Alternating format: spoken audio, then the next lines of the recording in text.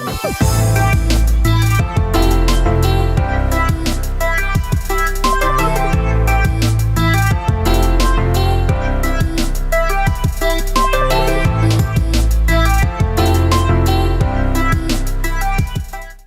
ఇప్పుడు ఈ కోవిడ్-19 నేపథ్యంలో కేంద్ర ప్రభుత్వం కానీ రాష్ట్ర ప్రభుత్వం కానీ కొన్ని పథకాలు ప్రకటించాయి.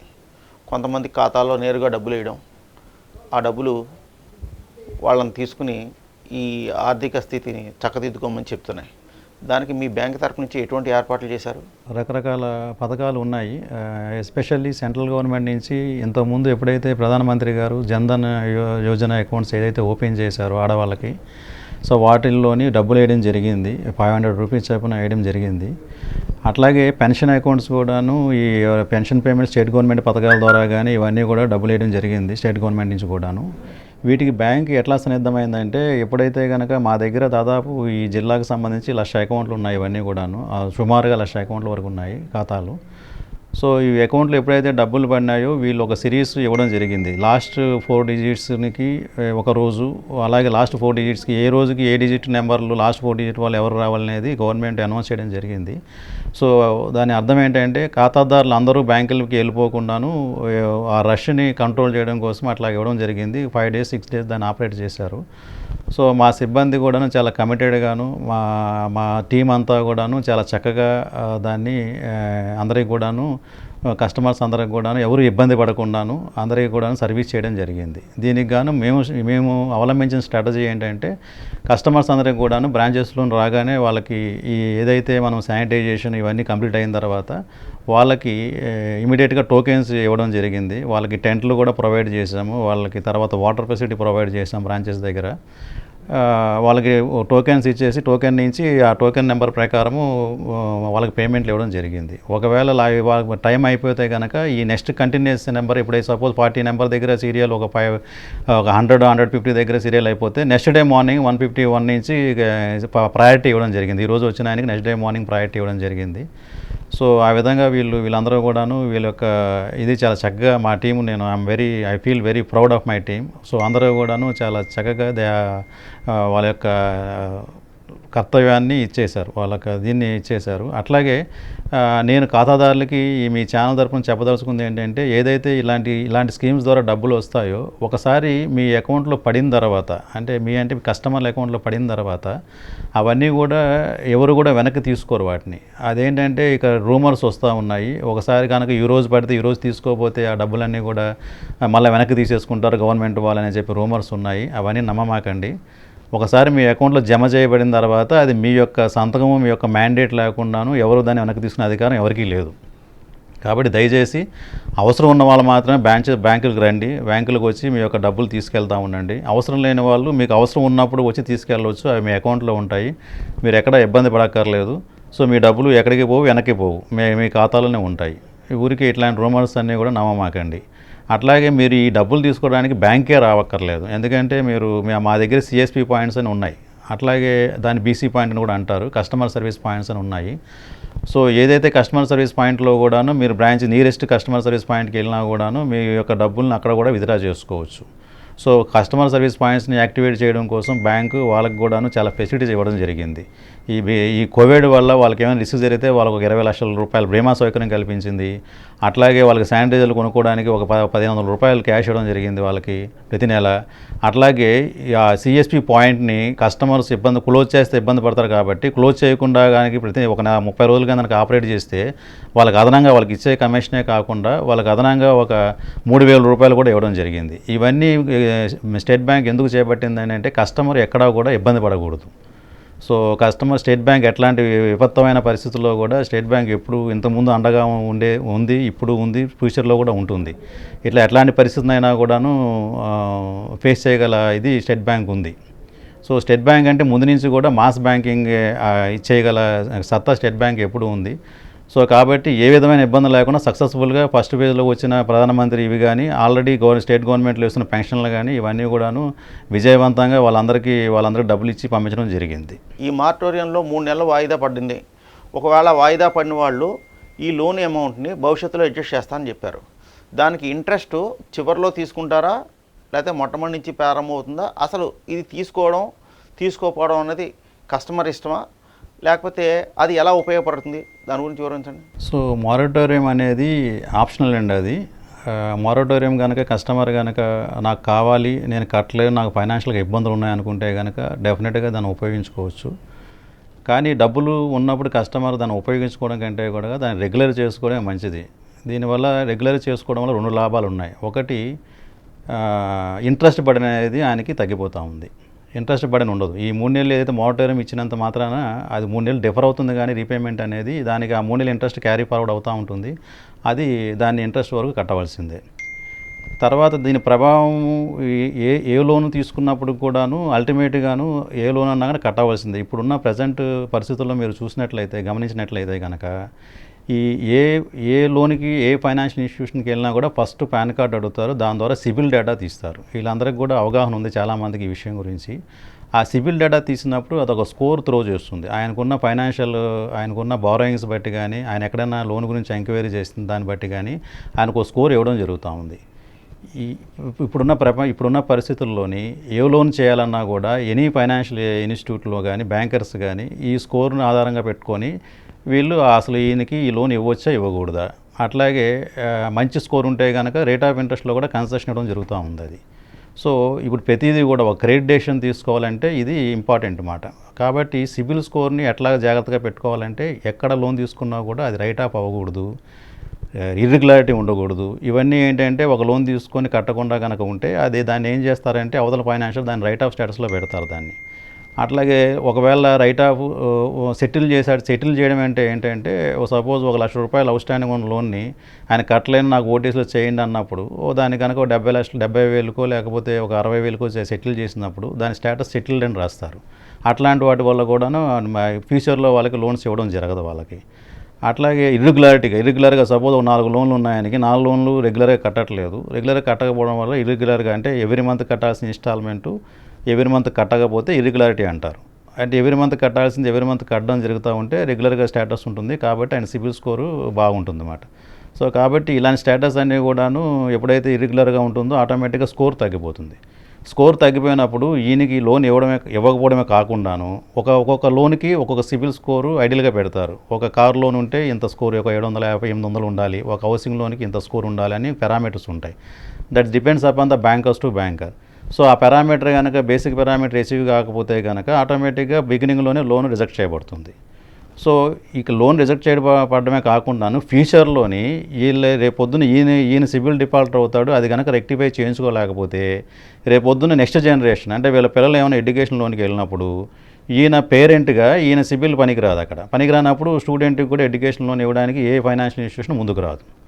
సో దానికి సిబిల్కి అంత ఇంపార్టెన్స్ ఉంది. కాబట్టి దయచేసి కస్టమర్లు అందరూ కూడాను దాని యొక్క ఇంపార్టెన్స్ని గమనించాలి. లేకపోతే ఏమవుతుందంటే బ్యాంక్ని ఎప్పుడూ కూడాను ఉపయోగించుకొని టు ఎక్స్పాండ్ యువర్ వింగ్స్, మీ యొక్క బిజినెస్ని ఎక్స్పాండ్ చేసుకుంటూ పోవాలి. మెయిన్ ఉద్దేశం అది బ్యాంకులు ఫైనాన్స్ చేయడంలోని.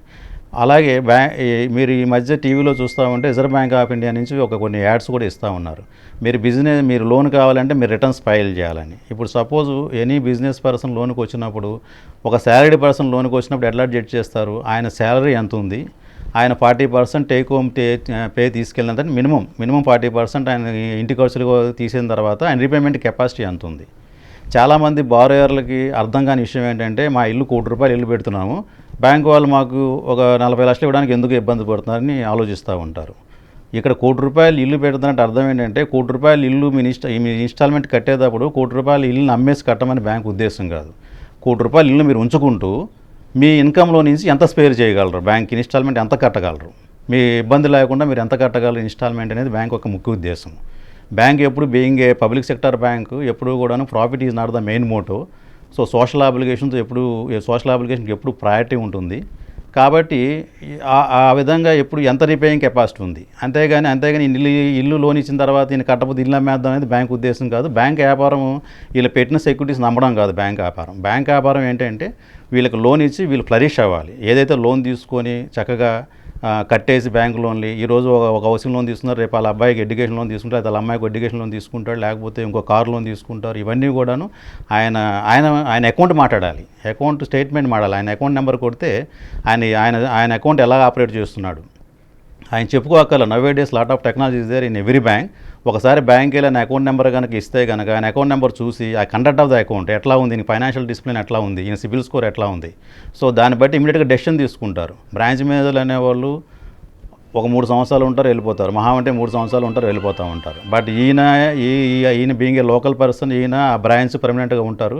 కాబట్టి ప్రతి బ్రాంచ్ మేనేజర్కి ఈయన గురించి చెప్పుకోవక్కర్లేదు. ఈయన కనుక అకౌంట్ని ప్రాపర్గా రన్ చేస్తే ఆ కండక్ట్ ఆఫ్ ద అకౌంట్ చూసిన తర్వాత ఏ బ్రాంచ్ మేనేజర్ వచ్చినా కూడా ఆ సీట్లోకి ఆయన పిలిచి ఎక్కడున్నా కూడా మీకు ఏమైనా ఎన్హాన్స్మెంట్ కావాలా, కొత్త లోన్లు ఏమైనా ఇమ్మంటారా అని పిలిచి అడిగే పరిస్థితి మార్కెట్లో ఉంది. తీసుకున్న లోన్లకు కానీ వీటికి ఎక్స్టెన్షన్కి సివిల్ స్కోర్స్కి ఎఫెక్ట్ ఉండదు అని చెప్పిన రిజర్వ్ బ్యాంక్ గైడ్లైన్స్లో ఉంది.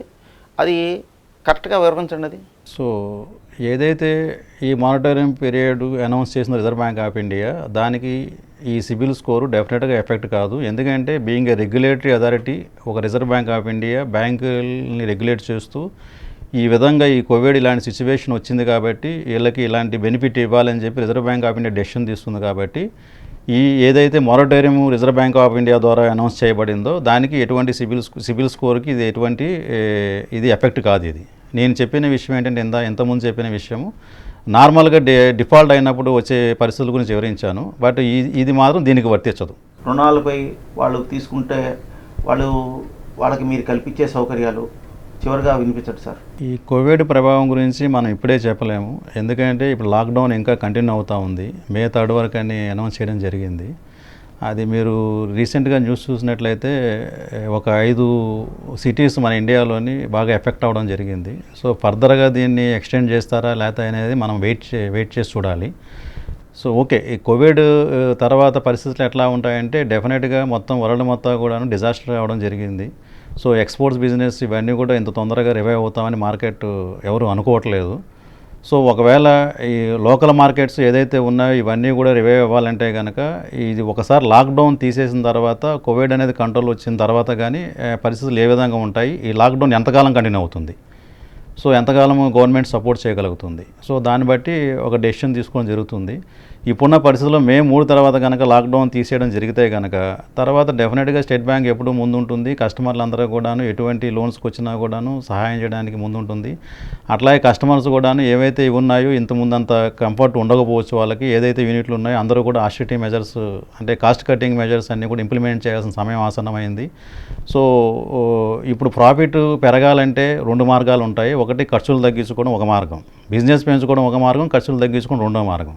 ఎప్పుడైతే బిజినెస్ పెరిగే అవకాశం లేనప్పుడు మార్కెట్లోని రెండోది ఇమీడియట్గా మనకు వచ్చే ఆలోచన ఖర్చులు తగ్గించుకోవడం. సో కస్టమర్లందరికీ కూడాను నేను ఈ యాక్టివ్ ఛానల్ ద్వారా నేను రిక్వెస్ట్ చేసేది ఏంటంటే, సో స్టేట్ బ్యాంక్ యొక్క రేట్ ఆఫ్ ఇంట్రెస్ట్ చాలా తక్కువగా ఉంటాయి మీరు కంపేర్ చేస్తే మార్కెట్లో. సో కాబట్టి మీరు హౌసింగ్ లోన్స్ ఎక్కువ రేట్ ఆఫ్ ఇంట్రెస్ట్ వేరే చోట్ల వినియోగించుకుని ఉంటే కనుక మీరు బ్యాంకర్ని మార్చడం వల్ల, స్టేట్ బ్యాంక్ రావడం వల్ల మీకు ఆటోమేటిక్గా మీ ఈఎంఐ తగ్గిపోతుంది, బడ్డన్ తగ్గిపోతుంది. దాన్ని డైరెక్ట్ అది మీ యొక్క లోన్ అమౌంట్ బట్టి ఆధారపడి ఉంటుంది అన్నమాట. సో అట్లాగే బిజినెస్ లోన్స్ కూడా ఉంటాయి. బిజినెస్ లోన్స్ వేరే బ్యాంకుల్లో ఉన్నప్పుడు రేట్ ఆఫ్ ఇంట్రెస్ట్ ఎక్కువగా ఉన్నప్పుడు వాళ్ళు కంపేర్ చేసుకుని బ్యాంక్ మార్చడం వల్ల ఒక సపోజ్ ఫర్ ఎగ్జాంపుల్ ₹1,00,000 లోను తీసుకున్న కస్టమర్కి ఒక 1% రేట్ ఆఫ్ ఇంట్రెస్ట్ అనేది తేడా వస్తే ₹1,00,000 ఆయనకి ఆదాయం వచ్చినట్టు, ₹1,00,000 సేవ్ చేసినట్టు. ఆయన అంటే ఏమీ చేయకుండా అడిషనల్గా కొత్త వ్యాపారం ఏం చేయకుండా ఉన్న వ్యాపారం చేస్తూ బ్యాంకర్ని మార్చడం వల్ల ఆయనకు ₹1,00,000 ఆదాయం పెరుగుతుందన్నమాట. అంటే ఇలాంటి ఆదాయ వనరులను సమకూర్చుకోవాలి కస్టమర్లందరూ కూడాను. ఇదొక విధానం. అట్లాగే కాస్ట్ అన్నెసరీగా ఏదైతే ఖర్చులు ఉంటాయో అవన్నీ తగ్గించుకొని సో ప్రాఫిట్ని పెంచుకుని ఇదొక మార్గం అన్నమాట. ఇవన్నీ కూడా కస్టమర్స్ అందరూ కూడాను. సో ఇప్పుడున్న పరిస్థితుల్లో మార్కెట్ ఇమీడియట్గా రివైవ్ కాదు. మార్కెట్ అనేది it's depends upon demand and supply. ఈ 2 ఫోర్సెస్ని మార్కెట్ని కమాండ్ చేస్తూ ఉంటాయి. కాబట్టి రేపు ఆఫ్టర్ కోవిడ్ ఎఫెక్ట్లోని లాక్డౌన్ అయిన తర్వాత ఏ ప్రోడక్ట్ డిమాండ్ ఉంటుంది, ఏ ప్రోడక్ట్ డిమాండ్ ఉండదు, ఏ ఇండస్ట్రీ ఫ్లరిష్ అవుతుంది, ఏ ఇండస్ట్రీ ఫ్లరిష్ కాదు. ఒక ఇండస్ట్రీ ఫర్ ఎగ్జాంపుల్ ఇంపోర్ట్స్ మీద ఆధారపడి ఉన్న ఇండస్ట్రీ ఉంది, ఒక మ్యానుఫ్యాక్చరింగ్ యూనిట్ ఉంది, ఇంపోర్ట్స్ రావట్లేదు. ఇంపోర్ట్స్ జరగనప్పుడు ఒక పక్క నుంచి అదర్ కంట్రీస్ నుంచి మనకి ఇది లేనప్పుడు, ట్రాన్స్పోర్టేషన్ లేనప్పుడు బై మీన్స్ ఆఫ్ ఎయిర్ కానీ ఆర్ ఇది కానీ ఓఏజ్ వాటర్ కానీ ఇమీడియట్గా మనకి చేయాల్సింది ఏంటంటే వాడికి రా మెటీరియల్ రాదు. ఆ కంపెనీకి రా మెటీరియల్ రానప్పుడు ఇండస్ట్రీ ఓపెన్ చేసినా కూడా ఆయన ఏం ప్రొడక్షన్ స్టార్ట్ చేయలేడు. ఆయన సో కాబట్టి ఈ పరిస్థితులు ఎలా ఉంటాయంటే ఇట్ డిపెండ్స్ ఎంటైర్ అసలు మొత్తము దీనికి నాట్ ఓన్లీ ఇండియా, మిగతా ఇప్పుడు సపోజ్ ఇండియా నుంచి మన ఫ్లైట్స్ అన్నీ ఆపరేట్ చేశారు, but other countries they are not ready. So అప్పుడు అలాంటి పరిస్థితుల్లో కూడాను అక్కడి నుంచి వాడు ఇంపోర్ట్ చేసుకునే పరిస్థితి లేదు, అట్లాగే మనం ఎక్స్పోర్ట్ చేసే పరిస్థితి కూడా ఉండదు. కాబట్టి ఇవన్నీ కూడా ఇప్పుడు మనం నిర్ణయించలేము. ఇది ఆటోమేటిక్గా ఏమవుతుందంటే ఈ లాక్డౌన్ పీరియడ్ మీద డిపెండ్ అయి ఉంటుంది. దీనికి ఆ లాక్డౌన్ పీరియడ్ బట్టి నా ఇండియా ఒకటే కాకుండాను మిగతా దేశాల యొక్క పరిస్థితులు బట్టి దీని మీద నిర్ణయం తీసుకోవడం జరుగుతుంది. ఈ అవకాశం ఇచ్చిన యాక్ట్ మేనేజ్మెంట్ వారికి నా హృదయపూర్వక ధన్యవాదాలు. Thank you. శ్రీ సూర్యప్రకాష్ గారు చెప్పింది విన్నాం కదా, బ్యాంకింగ్ రంగంలో ఎలా ఒడిదుడుకులు ఎదుర్కొంటున్నాం, దాన్ని ఎలా ఉపయోగించుకోవాలి, ఎలా చేసాయి, దానికి మనం అడిగిన ప్రశ్నలకు ఎంతో ఓపికగా సమాధానం చెప్పిన సూర్యప్రకాష్ గారు ధన్యవాదాలు చెప్తూ నమస్కారం.